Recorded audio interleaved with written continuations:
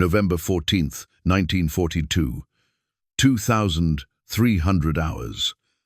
The waters north of Guadalcanal were black as ink, no moon, no horizon, no sound, but the slow churn of propellers beneath the sea. Inside the radar room of USS Washington, a green glow pulsed across the screens. 9 blips, 9 Japanese warships, 18,000 yards away and closing. The men watching those screens could see what no human eye could shape in the darkness, moving, unaware they were being hunted. Every sweep of the antenna refreshed their position. Every rotation brought death a little closer. Above deck, there was nothing to see. Just the Pacific night and the faint smell of oil drifting from Iron Bottom Sound, a graveyard of American ships sunk 3 nights earlier. The sailors knew the names: San Francisco, Atlanta, Juneau. 706 men lost. They could still smell the fuel. Some said they could still hear the screams, but tonight would be different, because Washington was not blind. Deep in her, superstructure, humming beneath the deck plates, 2 pieces of machinery were about to change naval warfare forever: the SG surface search radar and the Mark III fire control radar. Together, they could do something no battleship in history had ever done: fight in total darkness and win. For 16 months, the men of Washington had trained with this technology. They could track a destroyer by its wake, plot a firing solution before the enemy even knew they were there. But it had never been used in combat. No admiral had dared to trust it. Most of the U.S. Navy still believed radar was a gimmick, an experiment, not a weapon. The real Navy men, the ones who believed in tradition, said battleships were finished. Floating antiques, good only for escorting aircraft carriers, the new queens of the sea. Official doctrine was clear: never risk a battleship in surface combat. The Japanese ruled the night, the Americans ruled the day. But that night off Guadalcanal, doctrine didn't matter. There were no carriers left to protect. The Marines ashore were outnumbered and surrounded. If Henderson Field fell, the Pacific offensive would die before it began. So one admiral, a quiet, unassuming Kentuckian named Willis Augustus Lee, was told to do what the textbooks forbade: take 2 battleships, sail into enemy waters, and stop the Japanese fleet alone. What followed would be the most violent surface action of the entire Pacific War, a duel fought in darkness, guided only by invisible waves of radar and the instincts of one man who understood its power. A night when 3,700 Americans faced 14 Japanese warships and 1 battleship would fight alone, outnumbered 14-1, and win. But before victory came, the sea would burn again, and the U.S. Navy would learn that the future had arrived in the flicker of a radar screen.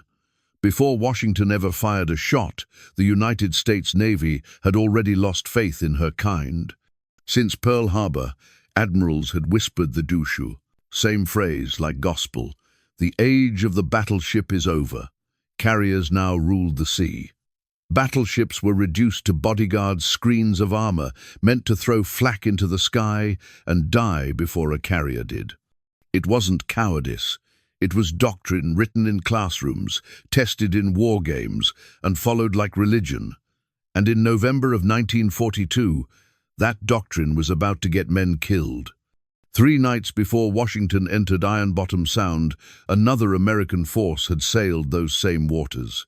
Task Force 67, led by Rear Admiral Daniel Callahan. He had no radar-equipped battleships, no heavy armor, no night-fighting experience, just cruisers, destroyers, and courage. The Japanese came at them out of the dark Vice Admiral Hiroaki Abe's bombardment group, armed with 2 battleships, Hiei and Kirishima, a heavy cruiser, and a pack of destroyers. What followed wasn't strategy. It was slaughter. Searchlights flared, gunfire flashed across the Black Sea, ships shot at, shadows, and at each other. Atlanta was torn apart by friendly fire. San Francisco's bridge was blown open by a 14-inch shell. When the night was over, Callahan and Rear Admiral Norman Scott were both dead. 4 American destroyers were gone, 2 cruisers crippled, and 706 sailors never came home. The Japanese lost only 2 destroyers. Hiei was crippled, yes, but the enemy still owned the night.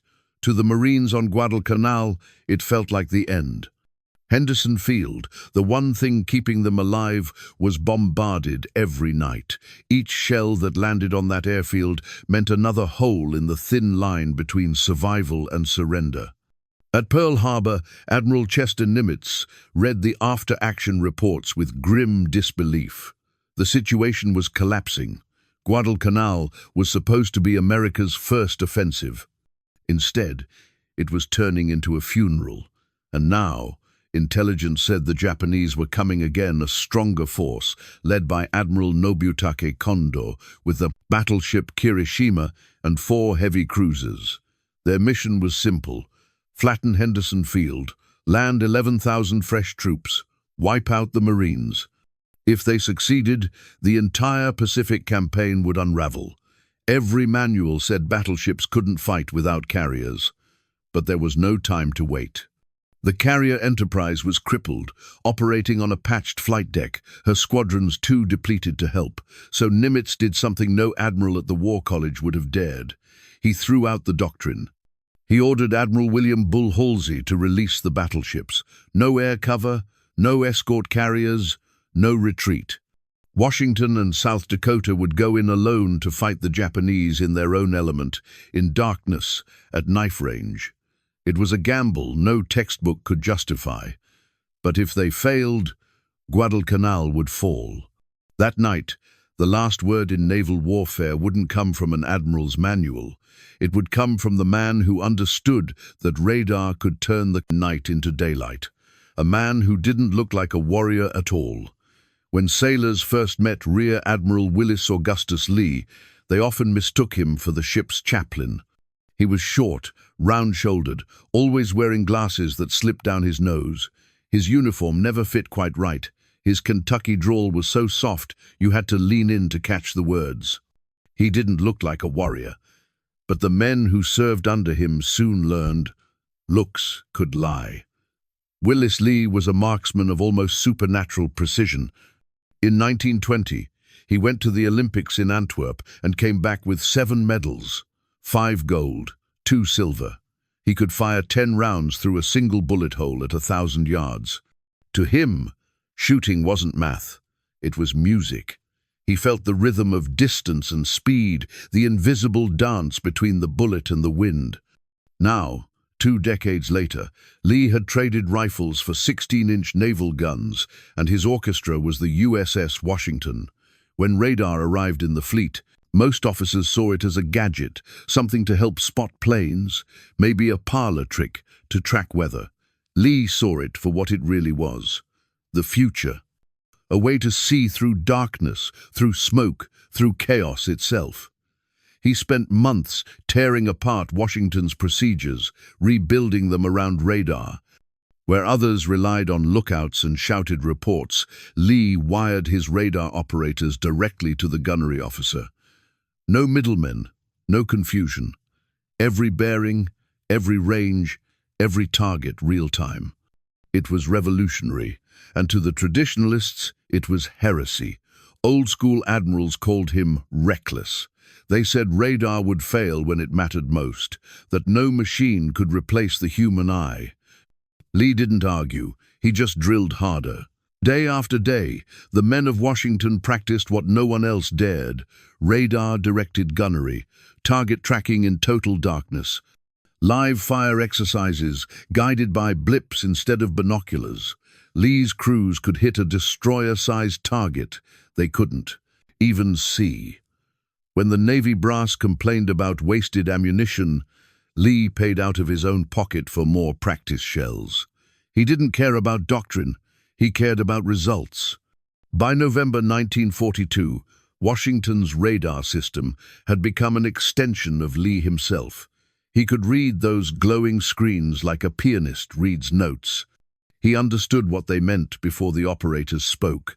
That connection between man and machine was about to be tested, because now he had orders that went against everything the Navy had taught him. Sail into enemy waters at night with untested radar against Japan's best night-fighting fleet. Lee didn't flinch. He gathered his officers in the wardroom, his voice calm as ever. "We're not here to die," he said. "We're here to make the enemy die, and we're going to do it before he even sees us." To the men listening, it sounded like madness, but to Lee, it was simple physics and faith. Faith in his crew, faith in his ship, faith in the cold green pulse of a radar screen. That faith would soon face its first and only trial in the most haunted waters on Earth. The evening sky over Guadalcanal was streaked in crimson as the sun vanished behind Savo Island. Beneath that fading light, 6 American ships formed a column and turned toward waters already soaked in blood. At the front steamed 4 destroyers, Walk, Benham, Preston, and Gwyn. Behind them loomed 2 giants, the battleships Washington and South Dakota. Together, they formed Task Force 64. On paper, it looked formidable. In reality, it was a hastily assembled team that had never fought together or even practiced as a unit. South Dakota had just limped out of repairs from bomb damage at Santa Cruz. Half her crew had never been in combat. Her radios used different frequencies than Washington's. Their recognition signals didn't match. Even their navigation lights operated on different circuits. Lee didn't learn that until they were already at sea. He had to improvise jury-rigging, a system of pre-arranged maneuvers and signal lamps. If the Japanese appeared, one mistake in communication could doom them all. By dusk, the destroyer captains could see the twisted silhouettes of wreckage from the previous battle. Masts broke the surface like skeletal fingers. Oil slicks glistened in the twilight. Every man on deck knew what that meant. Those were American ships, their friends, their classmates, their ghosts. The sea around Savo Island had earned a name whispered with dread iron-bottom sound. Dozens of ships already lay on its floor, but there was no turning back. Admiral Lee stood on Washington's bridge, calm, almost still. He watched the radar scope, a green horizon that showed the future in flickers. His operators adjusted their dials. Echoes appeared, faint, distant, moving fast. At 22:52 hours contact, bearing 090, range 18,000 yards. Enemy ships, destroyers, scouts for a much larger force. Every instinct screamed to open fire. Lee could have unleashed Washington's 16-inch guns right then and obliterated those lead ships before the Japanese even knew he was there. But he didn't. He waited, because Lee understood something his enemies didn't, the human mind's weakness for expectation. The Japanese weren't looking for American battleships. They were expecting aircraft, maybe submarines, perhaps PT boats. Anything but this. He decided to let them come closer, far closer than any textbook would allow. It was a terrible gamble.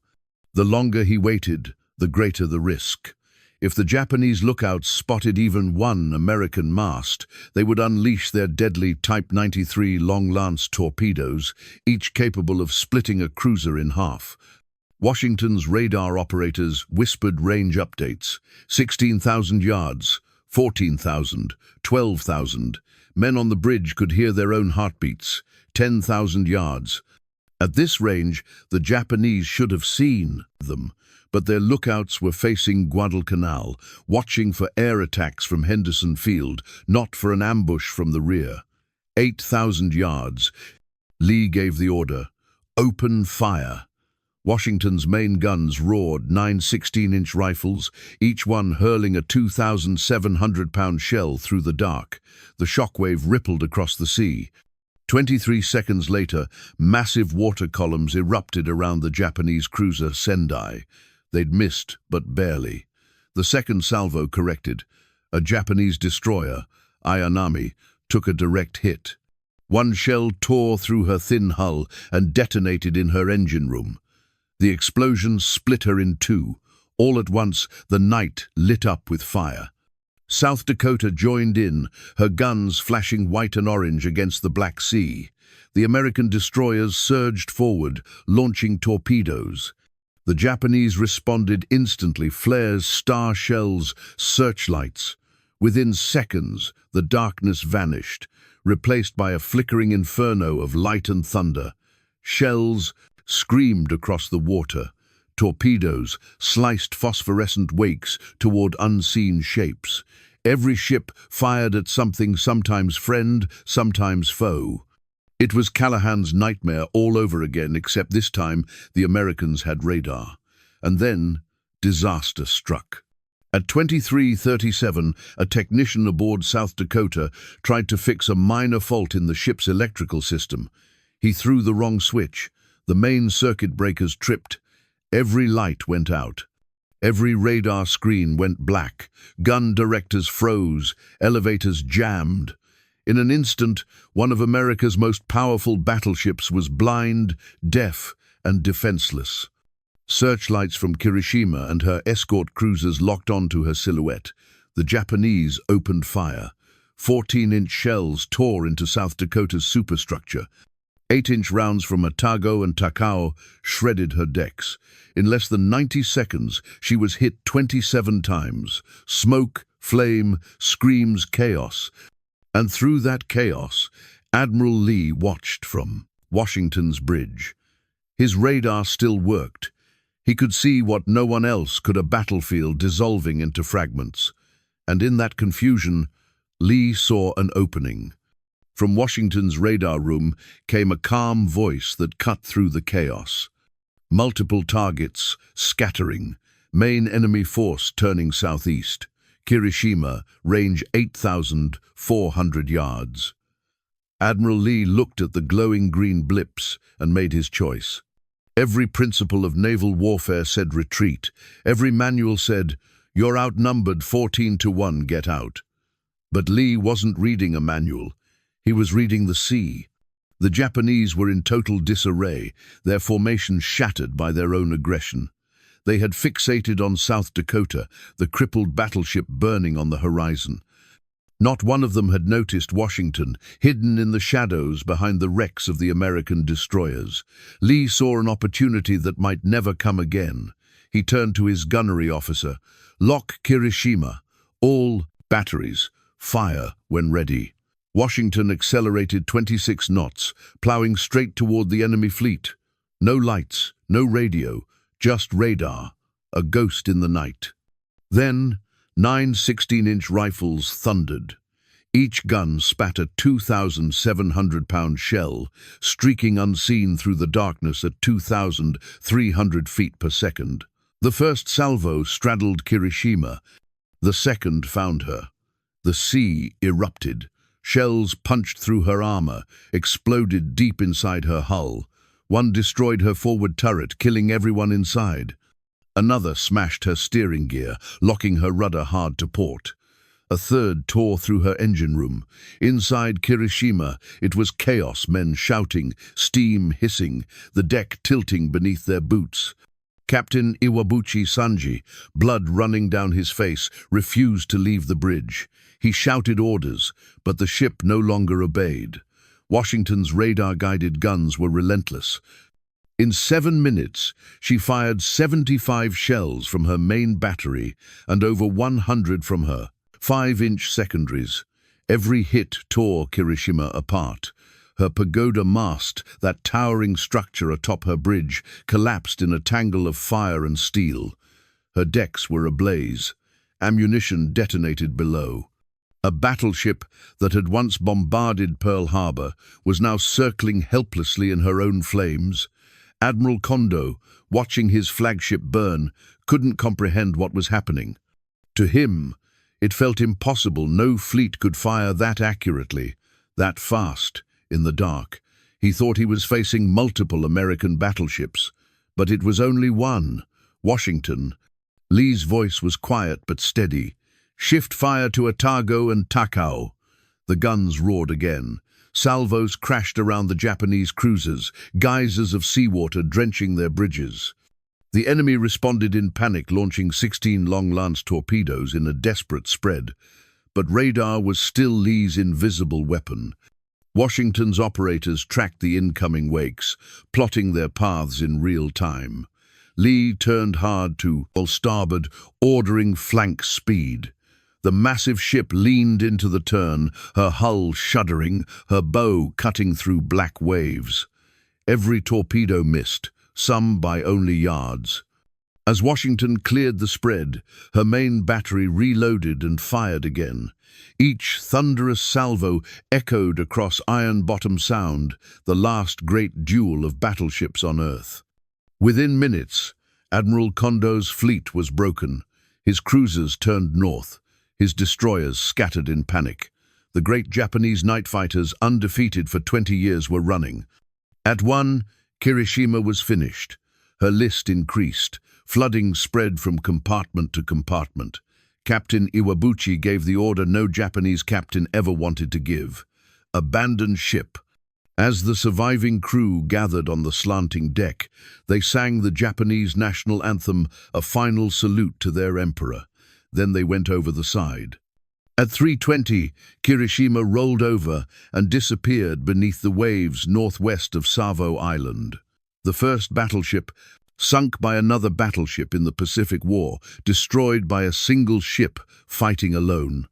When Lee finally broke radio silence to avoid being attacked by friendly PT boats, his message was simple and pure. Willis Lee. This is Ching Lee. Get out of my way. I'm coming through. By dawn, the sea was quiet again. Fires still burned in the distance. Oil slicks shimmered in the first light of morning. The Japanese fleet was gone. Guadalcanal was safe. And USS Washington, the battleship that fought blind, hadn't taken a single serious hit. Dawn broke over Iron Bottom Sound like a cruel mercy. The sea was calm, as if nothing had happened, as if the previous night's inferno had been a dream. But it wasn't. The proof was everywhere, oil fires still burning, wreckage drifting, and the faint smell of cordite clinging to the breeze.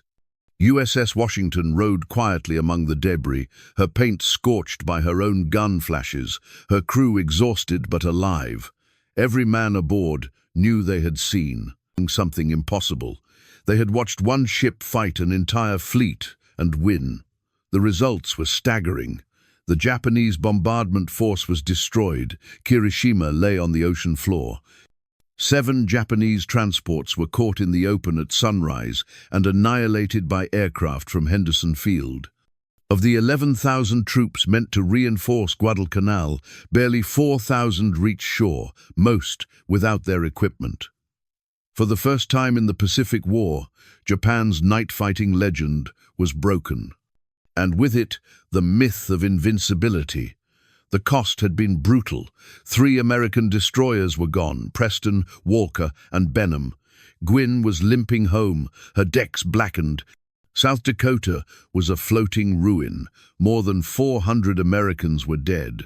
But Washington, the ship that had fired the shots that saved Guadalcanal, had suffered no serious damage. Not a single man aboard had been killed or seriously wounded by enemy action. Her only scar was a single 5-inch shell that had clipped her radio antenna. It was a victory so clean, so precise, it almost felt unreal. When Admiral William Halsey received the news, he sent a personal message to Lee. You and your task force have written a glorious page in American naval history. But the Navy's official reaction was quieter. Too quiet. Because this victory, this miracle of radar, training, and initiative didn't fit the narrative. For years, the admirals had preached that battleships were obsolete, that carriers were the future. If Washington's triumph was acknowledged as revolutionary, it meant their doctrine had been wrong. So the reports were buried. The after-action summaries were filed away. The story was rewritten as a defensive success, not a technological revolution. Lee didn't complain. Publicly, he said the only thing that mattered was saving Guadalcanal and the Marines who owed their lives to it. But privately, he knew the truth. He had seen what radar could do. He had seen what properly trained crews could achieve when freed from outdated rules. And he had proven, beyond doubt, that a single battleship with the right tools and tactics could dominate the night. He wrote detailed reports, hundreds of pages, explaining how radar-directed gunnery could transform surface warfare. He called for new training, new systems, new doctrine. Most of it was ignored. Within a year, the battleships were back to carrier escort duty, firing at shorelines, guarding the flat tops, never again unleashed to hunt on their own. Lee stayed loyal. He didn't rebel. He followed orders. But each campaign, the Marianas, the Philippines, Leyte Gulf, reminded him of what could have been.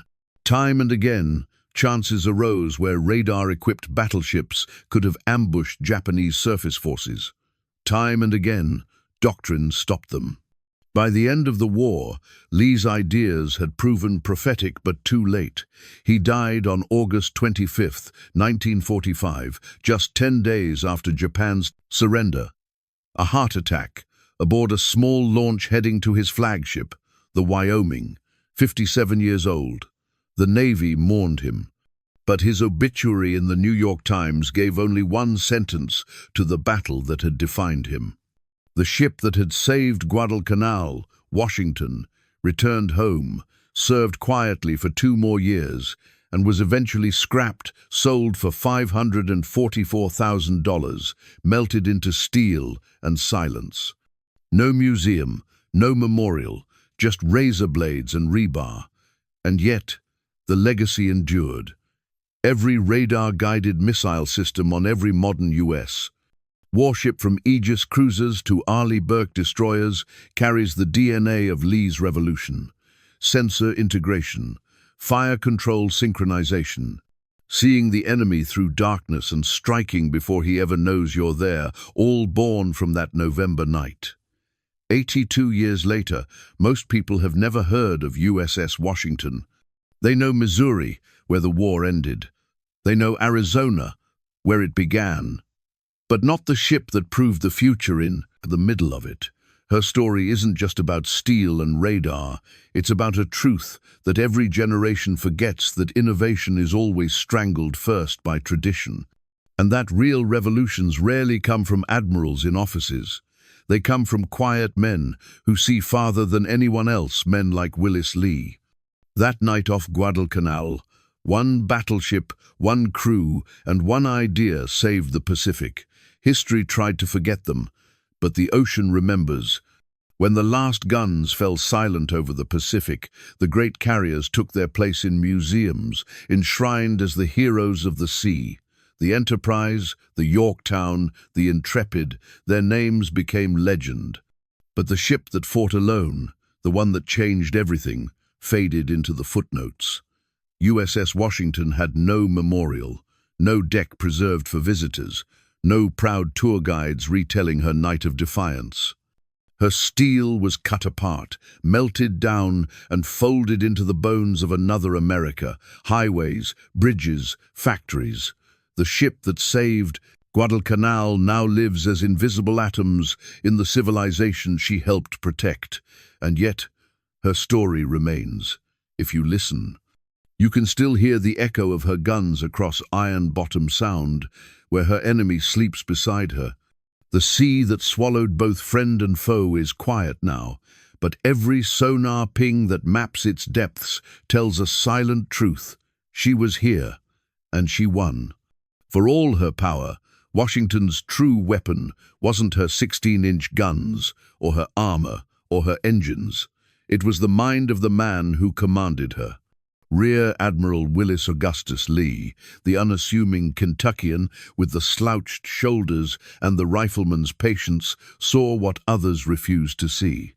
That technology, when joined with training and trust, could rewrite the laws of war. He didn't just command a ship. He orchestrated a symphony of steel, radar, and human precision. And in one night, he proved that knowledge, not numbers, decides battles. Lee's ideas outlived him. Every modern destroyer and cruiser in the U.S. Navy still follows his blueprint. See farther, strike faster, and never wait for permission when the moment comes. His legacy sails in every fleet that fights through clouds, darkness, and electronic silence. But the man himself and the ship that made it possible are almost forgotten. That's the cruel irony of history. The revolutionaries who change everything are rarely celebrated by the institutions they save. In 1942, Lee's victory challenged the Navy's orthodoxy so deeply that it was buried beneath bureaucratic embarrassment. It took decades for historians to uncover the full scope of what he'd achieved. Even now, most people know Guadalcanal for the Marines, not for the battleship that made their victory possible. But on that November night, in the black waters north of the island, Washington stood between defeat and survival and didn't flinch. One ship against 14, blind fire guided only by faith in a new science. And when the smoke cleared, she hadn't lost a single man. That doesn't happen by luck. It happens when leadership meets preparation, when innovation meets courage. History calls her the battleship that fought alone. But she didn't really fight alone. She fought with every Marine who held Henderson Field, with every pilot who flew from its cratered runway, with every sailor who'd gone down 3 nights earlier in those same waters. She fought for all of them, and for the idea that the impossible is sometimes just what hasn't been tried yet. Today, when satellites track enemies from orbit, when warships fight across invisible horizons, when victory is decided by who sees first, all of it began with that glowing green radar screen on Washington. That night was more than a battle. It was a glimpse of the future one that arrived too soon for the world to understand. 82 years later, the sea still keeps her secret. But for those who know, who remember, who still care, her name will always mean one thing: courage, guided by clarity, technology in the hands of faith, and a ship that refused to die quietly. If you believe the story of Washington deserves to be remembered, if you think Admiral Lee and his crew earned their place among history's giants, share their story. Because remembrance is victory's only afterlife. And this is the story of the battleship that fought alone and won.